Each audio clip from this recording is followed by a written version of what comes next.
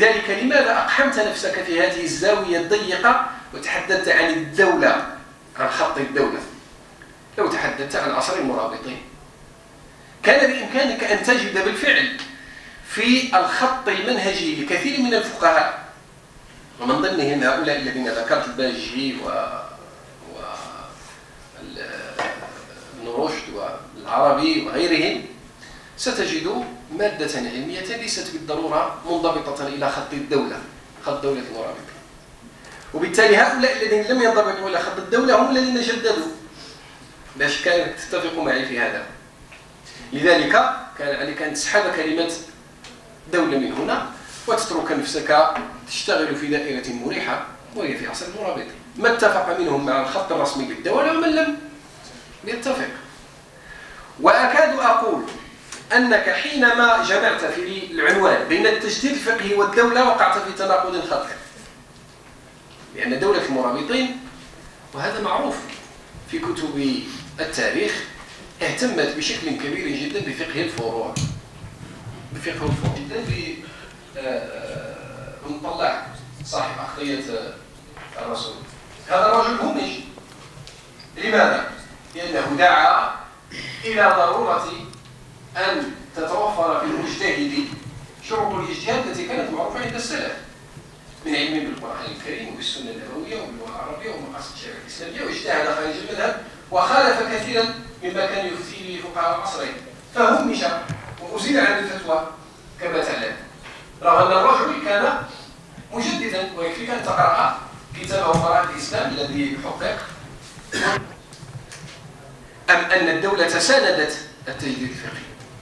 هذا يعني سؤال كبير وكبير جدا يطرحه العنوان نفسه. لذلك كان عليك أن تترك نفسك مرتاحا وتقول التجديد الفقهي في عصر المرابطين، ويكون هذا العنوان على سبيل التساؤل، وتكون فرضية بحثك من الناحية المنهجية هي هل يوجد تجديد فقهي أو لا يوجد، ثم تسير في اتجاه تتبع المادة العلمية التي ستسعفك في الوصول إلى المقصود. لكنك ذكرت في مقدمة كتابك أنك حينما يعني وجدت شحا في المادة العلمية، يعني ضغط عليك العنوان، وحاولت ما أمكن أن تجعل المادة العلمية تخدم العنوان وليس العكس. لذلك أعتقد أن الإخوة الباحثين الذين هم بصدد إعداد بحوثهم، قلت لابد وأن يكون العنوان في البداية مرنا مفتوحا، ولابد وأن يحدد الجانب المنهجي بشكل دقيق جدا في مقدمة البحث. المصطلحات، الكلمات، المفاتيح الموجودة في عنوان البحث لابد وأن تشرح وأن تبسط. قرأت الكتاب من بدايته إلى نهايته وأنا أحاول ما أمكن أن أجمع تعريفا للتجديد الفقهي. صدقني لم أستطع. وجدت معالم للتجديد الفقهي، لكن أجد هذا المصطلح يعني مستعملا في كتابك من بداية الكتاب إلى نهايته بمفاهيم مختلفة ومتعددة. مصطلح زئبقي لم أستطع أن أمسكه مسكا حتى أحاكمك في بحثك. لو قلت لنا إنني أقصد في مقدمة البحث، قلنا أقصد بالتجديد الفقهي كذا وكذا، قد نتفق معك وقد نختلف، لكننا في نهاية المطاف سنحاكمك بما ألزمت به نفسك، لكنك لم تلزم نفسك بشيء في بداية البحث، فلم أستطع بالفعل أن أقف على معالم هذا التجديد الفقهي. أيضا من القضايا التي ينبغي، هذه ملاحظات منهجية، من القضايا التي ينبغي الاهتمام بها أيضا في الجانب المنهجي للبحث ذكر الدراسات السابقة التي أنجزت في الموضوع. فحقيقة بحثك يحمل الكثير من الجديد والمهم والمفيد، لكن ما موقعه؟ هذا هو السؤال، ما موقعه من البحوث التي أنجزت في الموضوع؟ دولة المرابطين أنجزت فيها في المغرب فقط العشرات من الرسائل الجامعية، وخاصة في الفقه وفي فقه الحديث. العشرات، أقول العشرات من الرسائل الجامعية، منها ما طبع ومنها ما لم يطبع.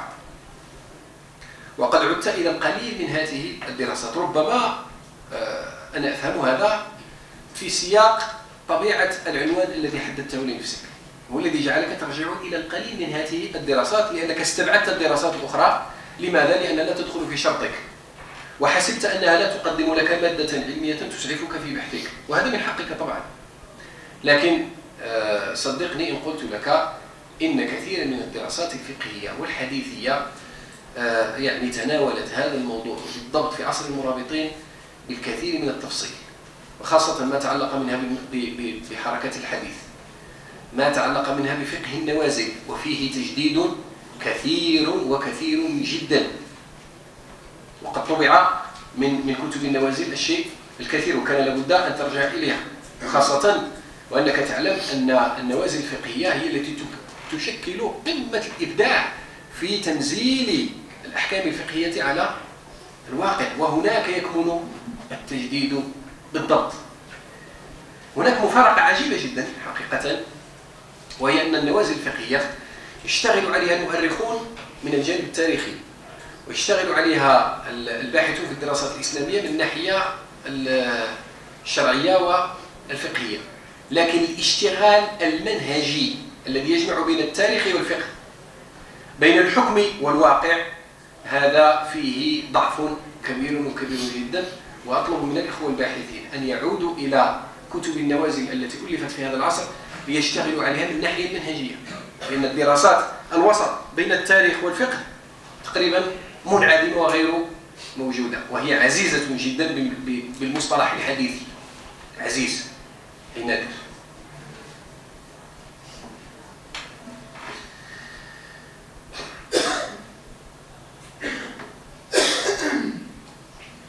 قسمت بحثك إلى أبواب وفصول كما هو معتاد في باقي الدراسات الجامعية، وكنت موفقا في ذلك، وأخرت الفصل المتعلق بمقاصد التجديد إلى آخر البحث فكنت أيضا موفقا في ذلك، لأنه في نهاية المطاف هذه حصيلة لما سبق، فكنت موفقا في ذلك حقيقة. فكان بحثك من الناحية المنهجية باستثناء هذه الملاحظات التي ينبغي أن يتقيد بها كل باحث موفقا جدا، فجزاك الله خيرا. أما من ناحية التفصيل، من ناحية المادة العلمية، فأود أن أختصر وأشير إلى إشارات.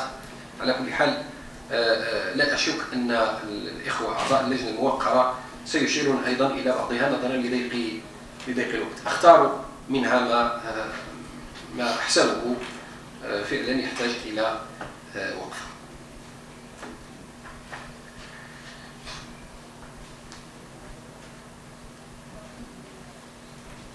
هناك مجموعة من المصطلحات التي لغتك جزلة وجيدة، طبعا على غرار ما عرف في الإخوة الموريتانيين، وقد كان لي شرف المشاركة في إعداد مشروع جامعة موريتانية فتحت أبوابها منذ سنتين، وهي جامعة شنقيط العصرية. الآن بدأت خاصة على مستوى الماستر والدكتوراه. انطلقت الجامعة، وحقيقة انطلقت بانطلاقة متينة جدا ورائعة، وقد زرت هذا البلد أكثر من مرة واحتككت بأهلها حقيقة، فوجدت أنهم أهل لغة وبلاغة، وهذا طبعا ليس غريب، فهو في بحثك، بحيث أن هناك لا نجد يعني أخطاء لغوية، ولا بالعكس نجد لغة متينة.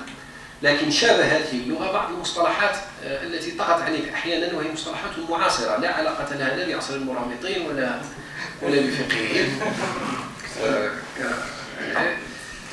وهي على كل حال مصطلحات موجودة، وبالفعل حينما كنت أقف عندها لا أجد لها مستساغا في أذني، على كل حال في سياق ما كتبت. فيعني قضية الشراكة وقضية الفقهاء الرافضون واختيار الساسة العسكريين وغيرها من المصطلحات، على كل حال إن خضوع الدولة على سبيل المثال إن خضوع الدولة والإدارة المرابطية لسلطان الفقهاء وإذعانها لمشورتهم في نظر هؤلاء ليس منحة ولا تنازلا تبرع به الساسة والعسكريون، لم يكن لا ساسة ولا عسكريون آنذاك، بل هي فتوى شرعية وشراكة حتمية، وهو مصطلح على كل حال معاصر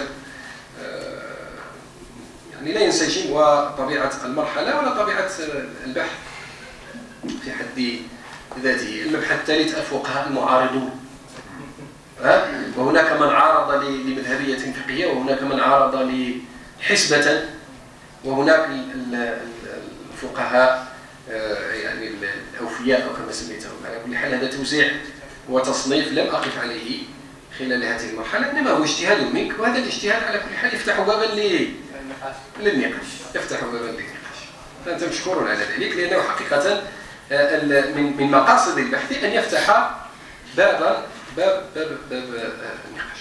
أثر الفقهاء في القرارات النوعية. القرارات النوعية يعني القرارات النوعية هذا مصطلح يعني لو قام هؤلاء الفقهاء من قبورهم واستمعوا إليك وأنت تقول في حقهم أثرهم في القرارات النوعية لما سكتوا ولما صمتوا. قضية ثانية قضية اعتماد، هذا طبعا لعموم الباحثين، قضية اعتماد بعض المصادر من المصادر الرقمية كالرجوع إلى الوراق على سبيل المثال، أو بعض المصادر الأخرى. قاعدة في تقديري أحسبها الله أعلم أنها من الممكن أن تفيد الباحثين في هذا المجال. هناك كثير من الحيطة والحذر التي ينبغي أن تتخذ ونحن نعتمد على الكتب الموجودة في الوراق أو في غيره، حتى لا نسقط في الإشعار لموقع من المواقع. النسخ الرقمية أحيانا الإخوان اللي تشتغلوا شوية بمجال ديال المعلومات يعلمون أنها تخضع لعملية المسح وليس عملية الرقم إلا ما ندر، وعملية المسح تفقد النص كثيرا من جودته أولا، ثم تفقده كثيرا من نصوصه، وأحيانا سقط لصفحات، وقد وقفت على هذا، صفحات بكاملها أو فصول بكاملها، لأن الشخص الذي يقوم بعملية المسح هو شخص تقني فني لا علاقة له لا بالفقه ولا بالأصول ولا بمقاصد الشريعة الإسلامية ولا بغير ذلك.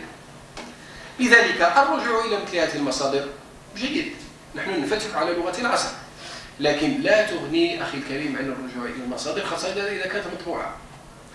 فالكثير من الكتب التي أشرت إليها وأخذتها من الوراق موجودة مطبوعة، فالرجوع إليها أولى. الرجوع إلى الكثير من مصادر الفقه ومصادر الحديث على وجه الخصوص لتخريج النصوص الحديثية، هذا أمر يحتاج إلى تدقيق، يحتاج إلى تتبع، لا غنى للباحث عن الرجوع إلى المصادر الورقية. قد يكون الرجوع إلى ما هو رقمي على سبيل الاسترشاد واختزال الوقت. لما كان يوجد أن هذا البحث هذا هو في صحيح مسلم باب كذا، طبعا هذا أكسبني كثير من الوقت، لكن هذا لا يغنيني عن الرجوع إلى المصدر على سبيل التوثيق والتأكد، ضروري. ويمكننا نعطيك واحد مجموعة من الأمثلة حقيقة، يعني مطبات هائلة جدا وقع فيها الباحثون حينما اعتمدوا على النسخ الرقمية فقط. وأضيف إلى أن كثير من الكتب التي تكون موجودة في المدونات الرقمية أو في البوابات الرقمية إن شئت أن أقول تحذف. أرجع إلى هذا الرابط على سبيل المثال الذي ذكرته، إذا رجعت إليه وجدت أن الكتاب قد حذف. لماذا؟ لأن اللجنة العلمية المشرفة رأت فيه خللا أو شيء من هذا القبيل، فكيف يمكنني أن أتأكد من هذا؟ أعطيكم مثال بسيط جدا.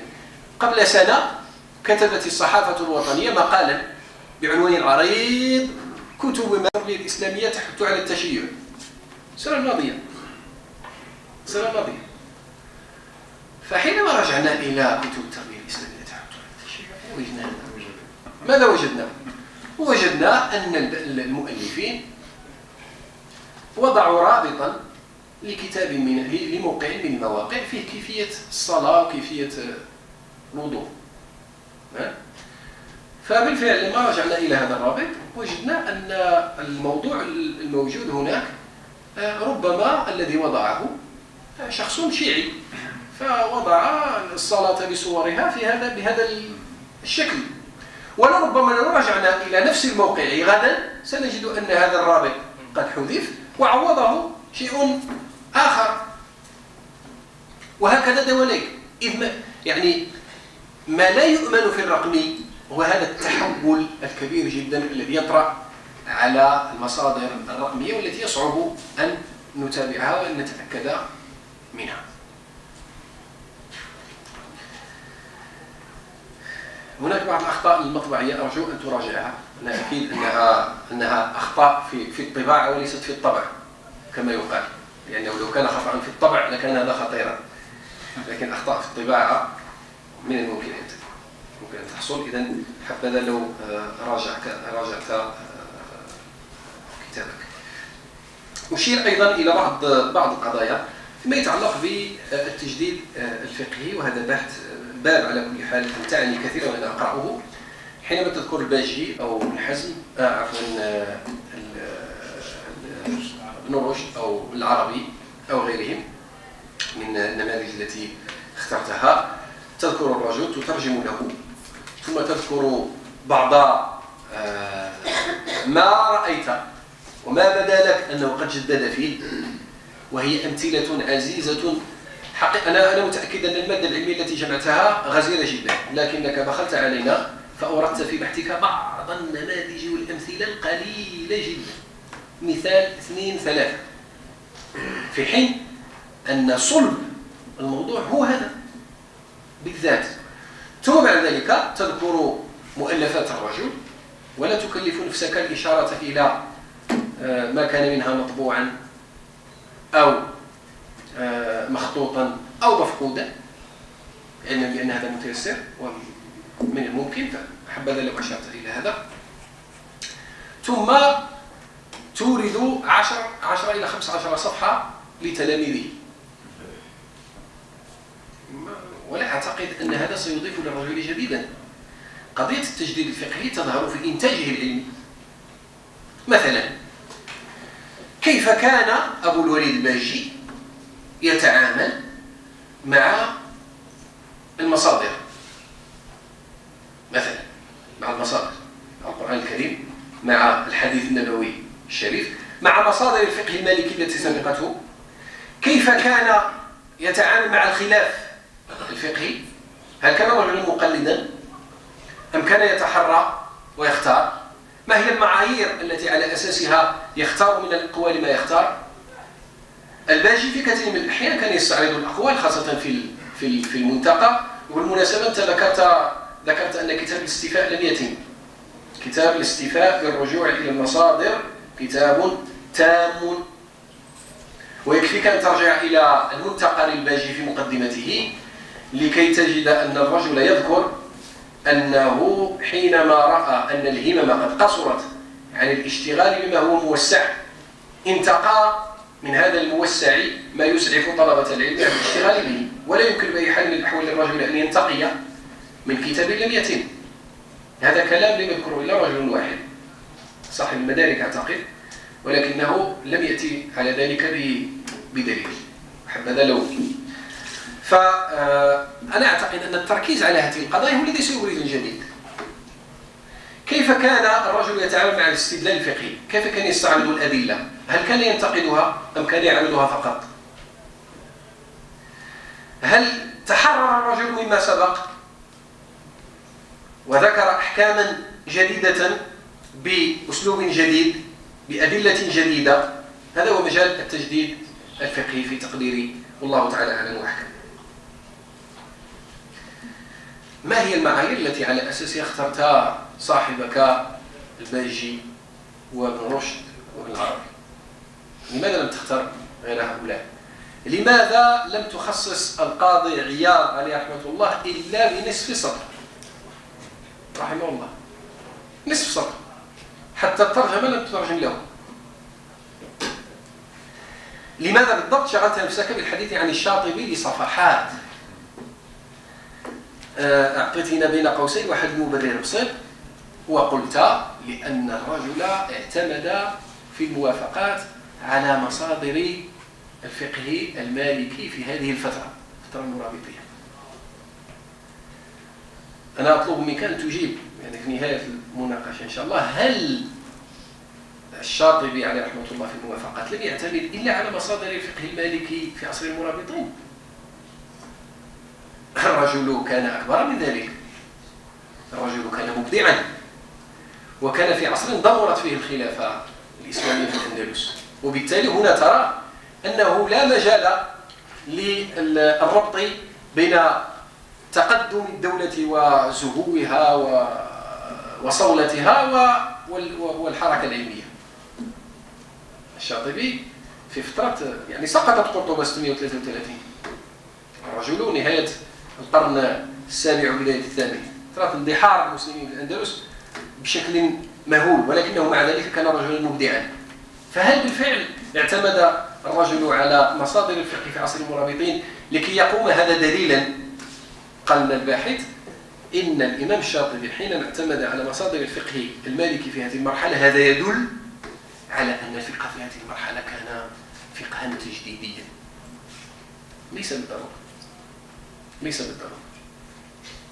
قضية أخرى، المؤرخون حينما يؤرخون للمرحلة وهم يعاصرون الساسة بين قوسين على كلامه، فإنهم يضطرون في تقديري إلى أن يذكروا مجموعة من الأحكام التي تسعفهم لحظتها، وربما يذكرونها إكراها أو ربما تزلفا أو إلى آخره. المؤرخ مؤرخ.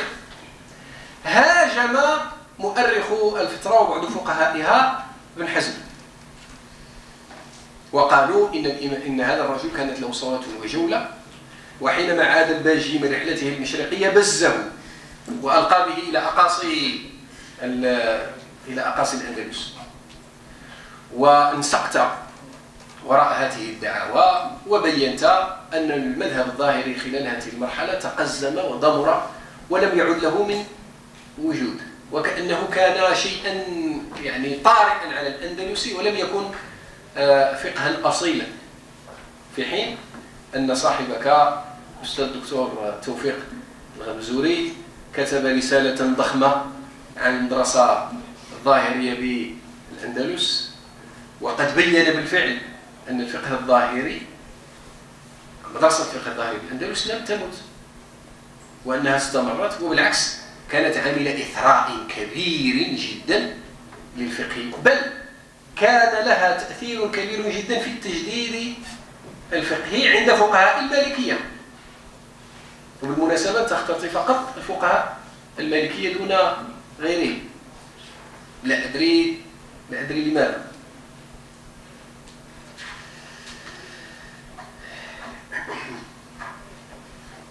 أعتقد ما ذكرته من تراجم للتلاميذ ينبغي أن تخفف منه بحثك.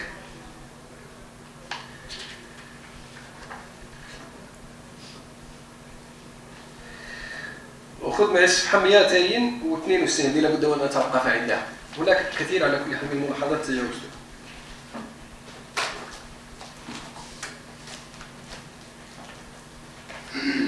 يعني بعد 262 صفحة تقول لنا في السطر الرابع، يعني من الأسفل 1 2 3 4، المطلب الأول نقد المذهب. يعني هذه من مظاهر التجديد الفقهي.